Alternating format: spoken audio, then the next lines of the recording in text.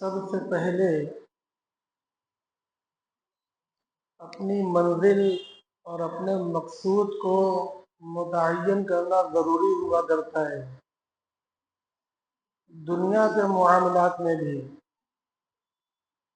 سب سے پہلے مقصود کیا ہے اور منزل کیا ہے، اس کو صحیح ڈھنگ سے متعین کرنا یہ ضروری ہے، تبھی آدمی اس کے آگے کچھ کام کر سکتا ہے۔ مثلا کہیں جانا ہو تو کہاں جانا ہے اس چیز کو پہلے طے کرنا پڑے گا۔ اگر یہ معلوم نہ ہو کہ ہم جو گھر سے نکلے ہیں تو کہاں جانا ہے تو وہ آدمی بھٹکتا رہے گا،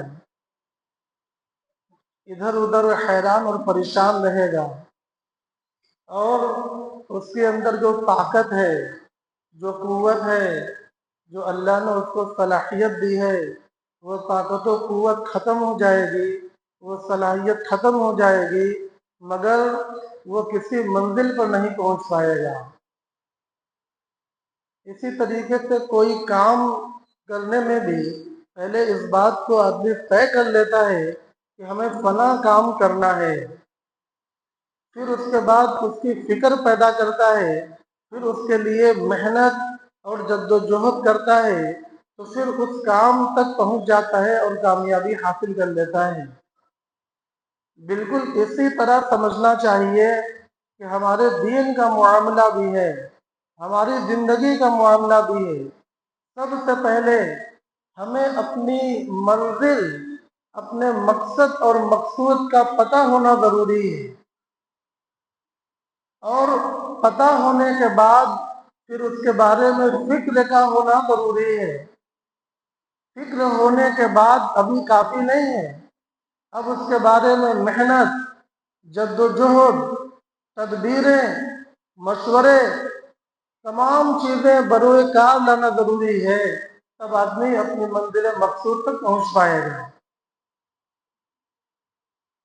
اب سوال ہمارا یہ ہے کہ ہم ایمان والوں کا مقصد کیا ہے، ہماری منزل کیا ہے، ہمارا مقصود کیا ہے؟ اس کا کیا جواب ہے؟ اس کا جواب کوئی بہت ٹیڑھا نہیں ہے، بہت آسان جواب ہے۔ اس کا جواب ہر آدمی نہیں بتائے گا کہ ہم ایمان والوں کی منزل، ہم ایمان والوں کا مقصد، ہم ایمان والوں کا مقصود اللہ تبارک و تعالیٰ کی رضا حاصل کرنا ہے اور جنت حاصل کرنا ہے۔ اللہم انی اسألک رضاک والجنہ، اس دعا میں نبی پاک صلی اللہ علیہ وسلم نے اسی منزل کا پتہ بتایا ہے، بالکل مقصود جہاں ہم کو پہنچنا ہے۔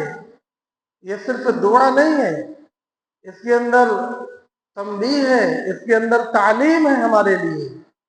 اللہم انی اسألک رضاک والجنہ، ہر مومن کی آرزو یہی ہے، ہر ایمان والے کی تمنا یہی ہے، یہی منزل ہے، یہی مقصود ہے کہ ہم لوگوں سے اللہ تبارک و تعالی راضی ہو جائے اور ہمیں جنت میں اللہ داخل فرما دے، اور اللہ تبارک و تعالی کے غضب سے، اللہ کے غصے سے، اللہ کی پکڑ سے ہم لوگ بچ جائیں، ہم لوگ بچ جائیں، اور جہنم کے دردناک عذاب سے اللہ تعالی ہمیں بچا لے۔ وَنَعُوذُ بِكَ مِن سَخَطِكَ وَالنَّارِ، وَنَعُوذُ بِكَ مِن سَخَطِكَ وَالنَّارِ، اسی دعا کا یہ ٹکڑا ہے۔ اگر اعوذ پہلے اللہم انی اسألک کہتے ہیں تو بعد میں اعوذ بک کہیں گے، اور اگر اللہم انا نسألک کہتے ہیں تو بعد میں نعوذ بک کہیں گے۔ جن کو عربی کی تھوڑی بہت سوجھ بوجھ ہے تو وہ اس کو سمجھتے ہیں کہ دونوں جگہ کیا فرق کرنا ہے۔ میں پھر سے پوری دعا پڑھتا ہوں۔ अल्लाहुम्मा इन्नी अस्अलुका रिज़ाका वल जन्नह व अऊज़ु बिका मिन सख़तिका वन नार। इसमें आदमी अपने लिए दुआ कर रहा है कि ऐ अल्लाह, मैं आपसे दरखास्त करता हूँ, मांगता हूँ कि आप हमसे राजी हो जाए और हमको जन्नत में दाखिल फरमा दें। और ऐ अल्लाह, मैं आपसे पनाह मांगता हूँ कि आप नाराज हमसे हो जाए और हमको जहन्नम में दाखिल फरमा दें। अपने लिए। और इसी को हम सब के लिए कर दें तो फिर सेगा इस तरह बनेगा, अल्लाहुम्मा इन्ना नस्अलुका रिज़ाका वल जन्नह व नऊज़ु बिका मिन सख़तिका वन नार। सब तर्जुमा वही है, मैं से हम हो गया, मैं अपने के लिए दुआ और हम सब के लिए दुआ। तो मोहतरम भाई और दोस्तों, ये हम लोगों की जिंदगी का मकसद, ये हम लोगों की पैदाइश का मकसद, अल्लाह ने जो हम लोगों को नेमतें दी हैं, वो नेमतें चाहे खारिज की हों और चाहे हमारे ज़ात के अंदर की हों, अल्लाह ने जो कुव्वतें दी हैं, जो मालो दौलत दिए हैं, उन तमाम चीज़ों का बस यही एक मकसद है। उन तमाम चीज़ों को मिलाकर गौर करें तो बस यही एक मकसद है कि अल्लाह हमसे राज़ी हो और हमको जन्नत में दाखिल कर दिया जाए, अल्लाह हमसे नाराज ना हो और हमको जहन्नम में दाखिल ना किया जाए। यही हम लोगों का मकसद है। नबी पाक सल्लल्लाहु अलैहि वसल्लम ने सहाबे किराम रज़ियल्लाहु अन्हुम अजमईन की जो तरबियत फरमाई थी उसमें ये चीजें बहुत नुमाया नजर आती हैं, बहुत नुमाया नजर आती हैं। हम लोगों के लिए नमूना तो वही है, नबी पाक सल्लल्लाहु अलैहि वसल्लम की ज़ात मुक़द्दसा मुबारका और सहाबे किराम रज़ियल्लाहु अन्हुम अजमईन की नुसूस क़ुदसिया, यही हम लोगों के हर अमल के लिए नमूना है, हमारे हर अमल की दलील है, हमारे हर रास्ते का निशान है। इसी निशान पर हम चल पड़े तो यकीनन मंजिल मिलेगी, इसमें कोई शक और शुबा नहीं। और इस निशाने राह को हमने छोड़ा, आंखें बंद की, गफलत का शिकार हुए, तो फिर रास्ते से भटक जाने में भी कोई दो राय नहीं है। यही वो निशान है और यही वो मंजिल है जिसको अल्लाह तबारक व तआला ने नमाज की हर रकात में फर्ज करार दे दिया है, उसको वाजिब करार दे दिया है। जब हम पढ़ते हैं इय्याका नअबुदु व इय्याका नस्तईन इहदिनस सिरातल मुस्तकीम, देखिए हम अल्लाह से मांगते हैं। इहदिना का माना, ऐ अल्लाह हमें गाइड कर, ऐ अल्लाह हमें गाइड करिए, ऐ अल्लाह हमें रास्ता दिखाइए। रास्ता क्यों देखा जाता है, रास्ता क्यों पूछा जाता है? रास्ता वो पूछता है जिसको किसी जगह पहुंचना हो, और रास्ता इसलिए पूछा जाता है ताकि हम भटक ना जाएं। हम जिस मंजिल तक पहुंचना चाहते हैं पूछ पूछ कर पहुंच जाएं, इसलिए रास्ता पूछा जाता है। तो ये मंजिल तक पहुंचना है और उसका रास्ता क्या है, अल्लाह रब्बुल इज्जत ने सूरह फातिहा के अंदर उसको बिल्कुल इब्तिदा में बतला दिया है और हर मुसलमान के ऊपर लाजिम कर दिया है कि 5 वक्त हर रकात के अंदर तुम इस सबक को याद रखना, इस सबक को फरामोश मत कर देना। ये हमारी जिंदगी का सबसे ज्यादा अहम सबक है, इसको फरामोश करना किसी हाल में भी मुनासिब नहीं है। नबी पाक सल्लल्लाहु अलैहि वसल्लम ने सहाबे किराम की तरबियत इसी अंदाज में फरमाई थी। चुनांचे मैं एक वाकया आप हजरात के सामने बतौर एक मिसाल के जिक्र करता हूँ। एक मरतबा जनाब आका मुहम्मदुर रसूलुल्लाह सल्लल्लाहु अलैहि वसल्लम हजरत अबू बकर सिद्दीक रज़ी अल्लाह ताला अन्हु के यहाँ मशवरा करने के लिए तशरीफ ले गए। नबी पाक सल्लल्लाहु अलैहि वसल्लम متکبر نہیں تھے، آپ اپنی بڑائی کا ظاہر کرنے والے نہیں تھے، بڑے متواضع، بڑا لوگوں کے ساتھ رہنے والے، اپنے ہاتھوں سے لوگوں کی خدمت کرنے والے تھے۔ چنانچہ دیکھیے نبی پاک صلی اللہ علیہ وسلم کا اخلاق کہتا ہے، آپ کو مشورے کی ضرورت پیش آئی، آپ نبی ہیں، آپ رسول ہیں، خاتم النبیین ہیں، کائنات کے سردار ہیں، کائنات کے آقا ہیں، اللہ نے آپ کے سامنے یہ بات پیش کر دی تھی کہ آپ چاہیں تو ہم سب کو سونا چاندی بنا دیں، دنیا کی سلطنت آپ کو عطا فرما دیں، مگر آپ کے تواضع کا کیا حال ہے، آپ کے اخلاق کا کیا حال ہے۔ ہم کو ہر بات پر نظر رکھنا ہے، اور اس لیے نظر رکھنا ہے کہ نبی پاک صلی اللہ علیہ وسلم کی ان صفات عالیہ کو محنت کر کے حاصل کرنا ہے اور اس پر عمل کرنا ہے۔ اللہ تعالی ہم لوگوں کے لیے عمل کو آسان فرمائے۔ صرف جان لینا،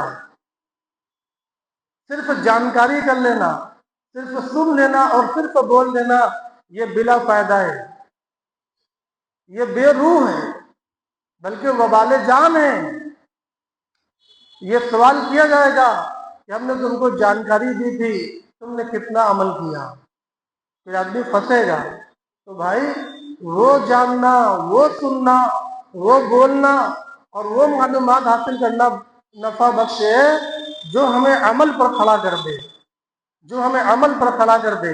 اور عمل پر کھڑا ہونے کے لیے ہمت کر کے کھڑے ہو جانا ضروری ہے، صرف سوچ کر بیٹھے رہ جانا یہ کافی نہیں ہے، بلکہ ہمت کر کے عمل کے لیے کھڑے ہو جانا اور عمل میں لگ جانا یہ ضروری ہے۔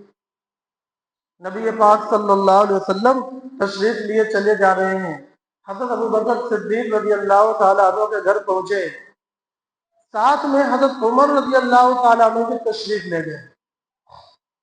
مشورہ ہوا، مشورہ ہوتے ہوتے کافی رات گزر گئی، رات کا کئی حصہ گزر گیا۔ جب بات ختم ہوئی تو نبی پاک صلی اللہ علیہ وسلم اپنے مبارک گھر واپس تشریف لے جانے کے لیے نکلے، تو ساتھ میں یہ دونوں اکابر صحابہ، یہ دونوں شیخین میں نکلے کہ چل کر نبی پاک صلی اللہ علیہ وسلم کو ان کے گھر مبارک تک چھوڑ آئے۔ یہ لوگ نکلے، اور جو لوگ مدینہ منورہ گئے ہیں ان کو یہ معلوم ہوگا کہ جب حضرت ابوبکر صدیق رضی اللہ تعالیٰ عنہ یا حضرت عمر رضی اللہ تعالیٰ عنہ کے گھر سے نکل کر نبی پاک صلی اللہ علیہ وسلم کے گھر جائیں گے تو 20 منٹ مسجد نبوی پڑے گی، 20 منٹ مسجد نبوی پڑے گی، اس کے بعد نبی پاک صلی اللہ علیہ وسلم کے حجرے مبارک آئیں گے۔ چنانچہ جب وہ لوگ تشریف لے چلے تو 20 میں مسجد نبوی پڑی، اور رات گئے کہ اس اندھیرے میں آپ لوگوں نے محسوس کیا کہ مسجد کے اندر سے قرآن کی تلاوت کی آواز آ رہی ہے۔ چنانچہ نبی پاک صلی اللہ علیہ وسلم کان لگا کر سننے کی کوشش کرنے لگے کہ اتنی رات گئے، مسجد کے اندھیرے میں قرآن مجید کی تلاوت کون کر رہا ہے؟ آپ بھی سننے لگے، اور ساتھ میں یہ دونوں اکابر شیخین بھی سننے لگے، تو آپ لوگ سمجھ گئے کہ یہ آواز عبداللہ بن مسعود رضی اللہ تعالیٰ عنہ کی ہے۔ چنانچہ نبی پاک صلی اللہ علیہ وسلم اور ساتھ میں یہ دونوں حضرات اندر تشریف لے گئے، اور آقا صلی اللہ علیہ وسلم نے حضرت عبداللہ بن مسعود رضی اللہ عنہ کو بڑی شاباشی عطا فرمائی، اور ایک جملہ ارشاد فرمایا کہ جو شخص اس طرح قرآن کو تر و تازہ سننا چاہتا ہے جس طرح قرآن مجید آسمان سے نازل ہوا ہے، تو اس کو چاہیے کہ ابن ام عبد کی تلاوت کو سنے، اس کو چاہیے کہ ابن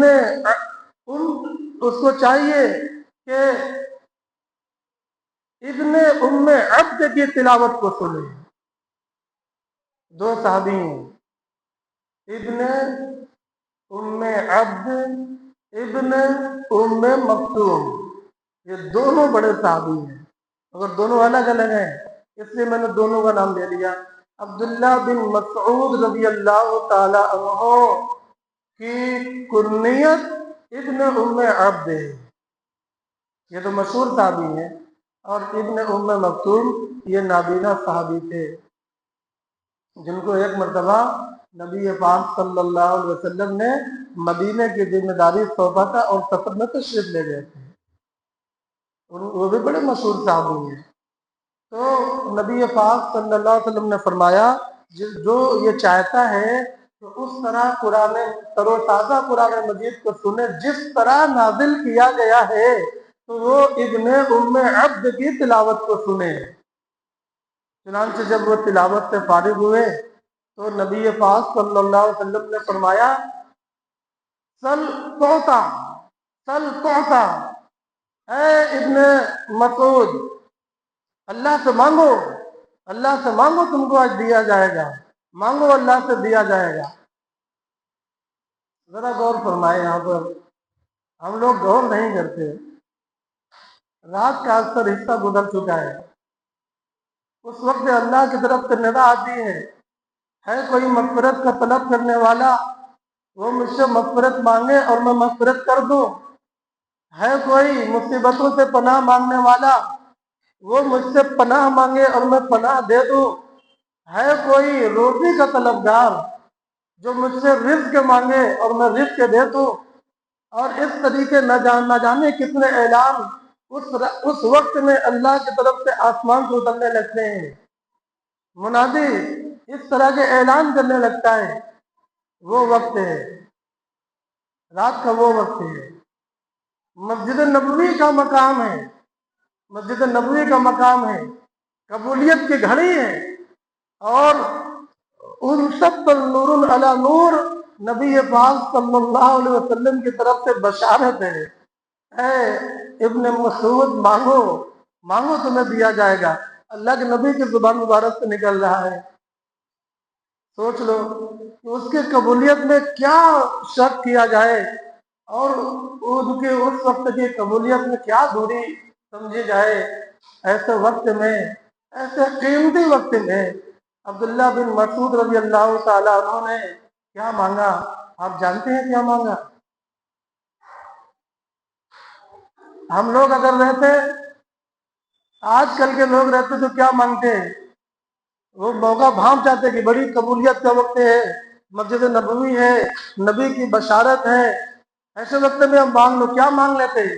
کئی ایک مکان مانگ لیتے، باغیچے مانگتے، کروڑوں روپیہ مانگتے، بہت بڑا کاروبار مانگ لیتے، اور بچے سب پڑھے لکھے ہو جائیں، یہ سب چیزیں مانگ لیتے۔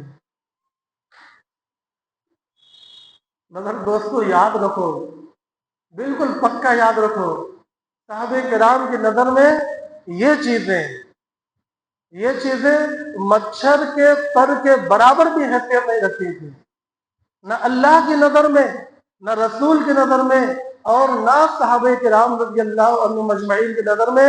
ایک حدیث شریف میں آتا ہے کہ اگر اللہ کی نظر میں اس دنیا کی حیثیت مچھر کے پر کے برابر بھی ہوتی تو اللہ تبارک و تعالی اپنے ان دشمنوں کو، کفار مشرکین کو ایک گھونٹ پانی بھی نہ دیتا، ایک گھونٹ پانی بھی ان کو نصیب نہ ہوتا، مگر چونکہ اس دنیا کی قیمت اتنی ہی ہے جتنی رسول پاک صلی اللہ علیہ وسلم نے بتلائی ہے۔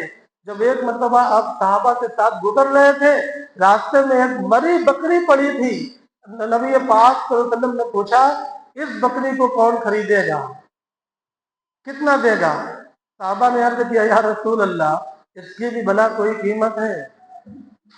ایک اور واقعہ ہے، آپ گزر رہے تھے، صحابہ کرام ساتھ میں تھے، ایک گدھا مرا پڑا تھا، اللہ کے نبی نے پوچھا کہ اس کو کتنے میں کون خریدے گا؟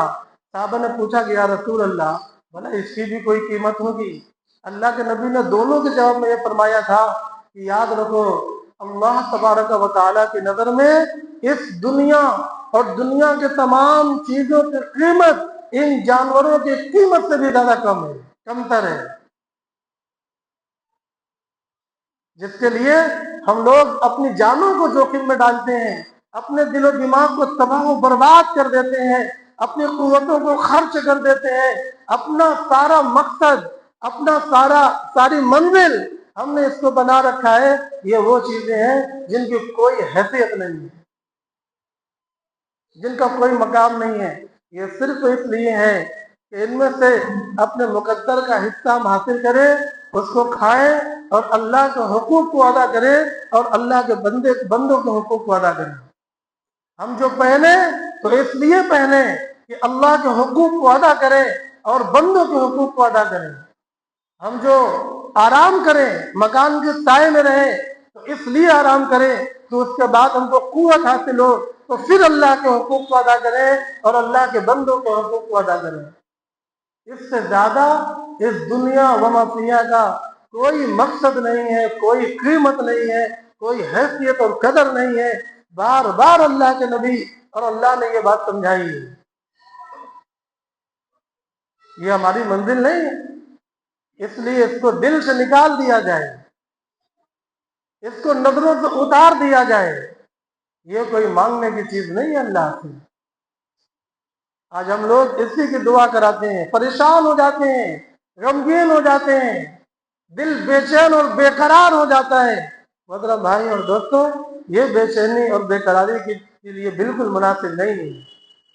بے چین اور بے قراری کے لیے وہ چیز مناسب ہے جو اللہ کے نبی نے بتلایا ہے، جس پر صحابہ بے قرار ہوتے تھے۔ دیکھو، جب عبداللہ بن مسعود رضی اللہ تعالیٰ عنہ کو اتنا قیمتی وقت ملا، آپ نے کیا دعا کی؟ آپ نے دعا کی، اللہم انی اسألک ایمانا لا یرتد ونعیما لا ینفد ومرافقت نبیک محمد صلی اللہ علیہ وسلم فی اعلی جنت الخلد۔ اللہ اکبر کبیرہ۔ ایسی قبولیت کا وقت ہے اور آپ نے کیا مانگا ہے؟ یاد رکھنا، جو مانگا ہے وہی مانگے جانے کے لائق بھی تھا۔ بہت صحیح چیز مانگا ہے، اور یہی ہماری زندگی کا مقصد ہونا چاہیے، جو صحابہ کی زندگی کا مقصد تھا۔ انہوں نے اپنی زندگی کا سب سے بڑا مقصد مانگا، اس وقت میں، اس مقام میں، اس نبی کی موجودگی میں۔ اللہم انی اسألک ایمانا لا یرتد، اے اللہ، میں آپ سے ایسا ایمان مانگتا ہوں جو کبھی مجھ سے جدا نہ ہو، جو کبھی جدا نہ ہو۔ ایمان جدا بھی ہوتا ہے۔ اللہ کے نبی نے فرمایا، قیامت کے قریب کا زمانہ ایسا ہوگا کہ آدمی صبح میں مومن ہوگا، شام میں کافر ہوگا، شام میں مومن ہوگا، صبح میں کافر ہوگا۔ آدمی جب زنا کرتا ہے تو اس کے بدن سے ایمان نکل کر خارج ہو جاتا ہے۔ اگر خدا نہ خواستہ اسی حالت میں کسی کی موت ہو جائے، اس حالت میں موت ہوگی تو اس کا ایمان اس کے بدن سے باہر نکلا ہوگا۔ اللہ ہم سب کو، پوری امت کو بچائے، پوری امت کے جوانوں کو، بچوں کو اور بچے کی اللہ حفاظت فرمائے۔ ایمان ہماری سب سے بڑی دولت ہے۔ اس جملے کا مفہوم یہ ہے، ایمان کبھی جدا نہ ہو، یعنی میں ایمان پر جیوں۔ اے اللہ ایسا ایمان دے کہ میں اسی ایمان پر جیوں اور اسی ایمان کے ساتھ رہوں اور اسی ایمان پر میرا خاتمہ ہو۔ اے اللہ بیچ میں مجھ سے کوئی شرک نہ ہو، بیچ میں مجھ سے کوئی کفر نہ ہو، کوئی ایسی معصیت نہ ہو جس سے ہمارا ایمان خارج ہو جائے، سلب ہو جائے۔ ایسا ایمان میں چاہتا ہوں۔ فرمایا وَنَعِيمًا لَا يَنْفَدُ، نعمتیں مانگی ہیں۔ نعیمن، یہ نعمت ہے۔ ہم لوگ کس کو نعمت سمجھتے ہیں؟ کس کو نعمت سمجھتے ہیں؟ آپ سب کے دماغ میں ہے کہ ہمارے یہاں نعمت کس کو کہتے ہیں۔ وہاں پر ان کو بہت نعمت نہیں سمجھتے تھے۔ اگر وہ نعمت ہوتی تو میں پھر کہتا ہوں کفار پر نہ برستی۔ اور اللہ نے قرآن مجید میں فرمایا ہے کہ اگر ان مومنین کے کمزوری کا مجھے اندیشہ نہ ہوتا تو میں کفار کے گھروں کو اور ان کی سیڑھیوں کو اور ان کی دیواروں کو سونے، چاندی اور موتیوں کا بنا دیتا، مگر مجھے اندیشہ ہے کہ یہ ایمان والے ان کو دیکھ کر یہ پریشان ہو جائیں گے، بہت سے لوگ ایمان نہیں لائیں گے. یہ سونے چاندی، یہ ہیرے موتیاں، ان سب کی بھی کوئی قیمت اللہ کی نظر میں نہیں ہے. ورنہ اللہ فرما رہے ہیں کہ یہ قرآن مجید کی آیت کا میں مفہوم بتا رہا ہوں کہ میں ان کے گھروں کو، ان کی دیواروں کو، ان کی سیڑھیوں کو وہ چاندی، سونے اور زخرف کا بنا دیتا. یہ سورہ زخرف میں ہے یہ آیت، میں بنا دیتا. محترم بھائیوں اور دوستوں، دیکھیے یہاں عبداللہ بن مسعود نے نعیم مانگا، وَنَعِيمًا لا ينفد، اور میں ایسی نعمت مانگ رہا ہوں، ایسی نعمت اللہ سے مانگ رہا ہوں جو کبھی فنا نہ ہو. نفدا ینفد مانے فنا ہونا، لا ینفد جو فانی نہ ہو. ایسی نعمت میں چاہ رہا ہوں. ایسی نعمت کیا ہے؟ ایسی نعمت آخرت کی نعمتیں ہوا کرتی ہیں. جنت کی نعمتیں، وہ دیکھیے اللہ کی رضا اور جنت اور ایمان، ان چیزوں کو مانگ رہے ہیں. وہ جنت کی نعمتیں جو کبھی ختم ہونے والی نہیں. جب قبولیت کی گھڑی ہے تو ان نعمتوں کو وہ مانگ رہے ہیں. اور تیسری کیا چیز مانگی؟ وہ مرافقت نبی کا محمد صلی اللہ علیہ وسلم فی اعلی الخلد یا فی اعلی جنت الخلد. اور اے اللہ، میں آپ کے حبیب محمد صلی اللہ علیہ وسلم کی جنت، اعلی جنت میں سنگ ساتھ مانگتا ہوں. میں جنت میں نبی پاک صلی اللہ علیہ وسلم کا رفاقت مانگتا ہوں، آپ کا ساتھ مانگتا ہوں. محترم بھائی اور دوستوں، کہنے کا مقصد یہ ہے، ایک تو یہ کہ اس دعا کو یاد کر لیا جائے اور اس دعا کو مانگا جائے. اور اگر دعا یاد نہ ہو تو اس کا جو مفہوم ہے اس مفہوم کو مانگا جائے. بہتر تو یہ ہے کہ نبی پاک صلی اللہ علیہ وسلم کے الفاظ کو بے عینی یاد کر لیا جائے اور کثرت کے ساتھ مانگا جائے. اب پوری بات کا حاصل کیا ہوا کہ سب سے پہلے اپنی منزل کو طے کر لینا ضروری ہے. آدمی دنیا میں بھی اپنے ہر کام میں اپنی ایک منزل، اپنا ایک ایم طے کرتا ہے. کسی کو کہیں جانا ہے تو پہلے وہ طے کرے گا کہ کہاں جانا ہے، اس کے بعد ادھر کو سفر کرے گا، پھر فکر کرے گا، پھر محنت کرے گا، اس کے بعد پہنچے گا. بس یہی حال ہماری زندگی کا بھی ہے کہ ہمیں اپنی منزل کا پتہ ہو. ہمارے دلوں سے، ہمارے ذہن سے اپنی منزلیں بھول جاتی ہیں، لہذا ہم حیران و پریشان دنیا میں ادھر ادھر فضولیات میں اور لغویات میں اور لایانی چیزوں میں مشغول ہو جاتے ہیں، اور ہماری عمر کا قیمتی حصہ ختم ہو جاتا ہے، اور قوت کا بہترین سرمایہ اسی میں صرف ہو جاتا ہے، اور ہم بہت نقصان میں پڑ جاتے ہیں. ایک تو منزل کا پتہ، دوسری میں نے کیا بات بتائی تھی کہ پھر اس کی فکر پال لینا.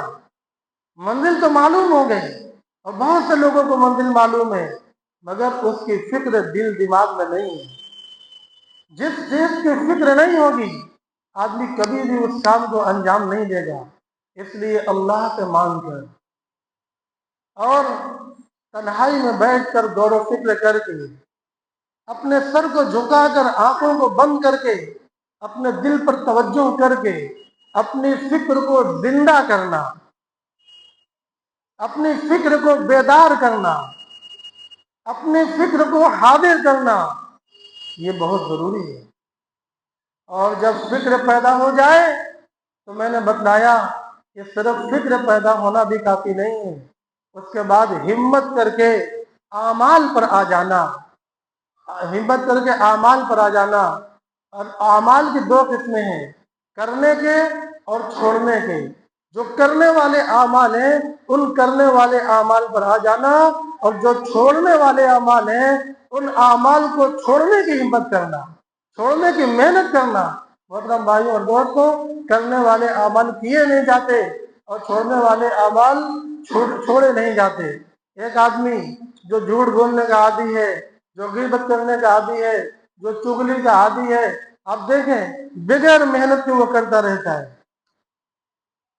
جو بدنظری کا عادی ہے، بلا اختیار اس کی آنکھیں بد نظری میں مبتلا ہوتی ہیں. بعض مرتبہ تو اسے پتہ بھی نہیں چلتا کہ آنکھیں کہاں گئی اور کہاں سے گھوم کر واپس چلی گئی. تو یہ جو ترک کرنے والے اعمال ہیں یہ جب کرتی ہیں تو کوئی محنت نہیں لگتی، لیکن جب ان اعمال کو چھوڑنا ہوگا تو چھوڑنے کے لیے محنت کرنا ضروری ہے، تب وہ چھوٹیں گے ورنہ نہیں چھوٹیں گے. اور کرنے والے اعمال جو قرآن و حدیث میں بتلائے گئے ان کے ترک پر محنت نہیں لگتی، ان کے کرنے پر محنت لگتی ہے. تو اعمال کو سمجھو، مقصد کو یاد رکھو، اس کی فکر کو پیدا کرو اور اعمال کے اوپر کھڑے ہو جاؤ. اعمال کیا ہے؟ جو کچھ نبی پاک صلی اللہ علیہ وسلم لائے وہ سب اعمال ہیں. اللہ تبارک و تعالی ہمیں کہنے سننے سے زیادہ عمل کی توفیق عطا فرماوے. وآخر دعوانا الحمدللہ.